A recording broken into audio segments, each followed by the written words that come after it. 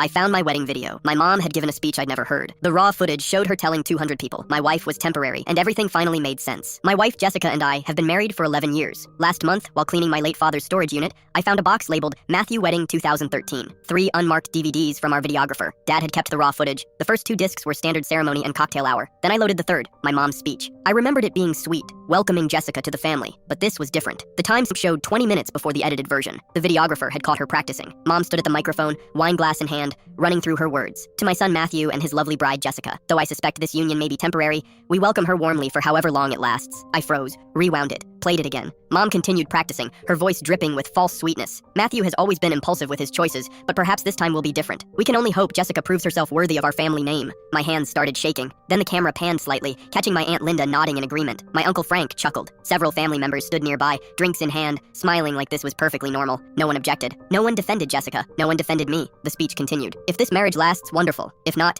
Matthew will move on as he always does, stronger and wiser. Either way, the family endures. Applause. Actual applause from my relatives. I sat in the dark, 11 years of confusion crystallizing. Every weird comment, every backhanded compliment, every forgotten dietary restriction, every lost invitation. It wasn't accidental. It was an 11-year campaign. Jessica walked in. You okay? I showed her. Her face went through shock, hurt, anger, then eerie calm. So your family has been waiting for us to fail this entire time. The worst part? Remembering the actual speech. Mom edited out all the venom, delivered something sweet. 200 guests smiled and clapped, never knowing. My wife stood radiant, genuinely touched, words hiding pure contempt. I called Mom the next morning. Did you give a practice speech at our wedding? A long pause. Who told you about that? I found the raw footage. Another pause, then defensiveness. I was nervous. People say things they don't mean when they're anxious. You told 200 guests my marriage was temporary. You called my wife unworthy. That was 11 years ago, Matthew. Ancient history. We've all moved on. You haven't moved on. You've spent 11 years waiting for us to fail. That's absurd. You're overreacting to something taken out of context. Context? You practiced calling my marriage temporary in front of half the family, and they applauded. Jessica and I discussed for 3 days. Then we sent the video to every family member at that wedding. No explanation,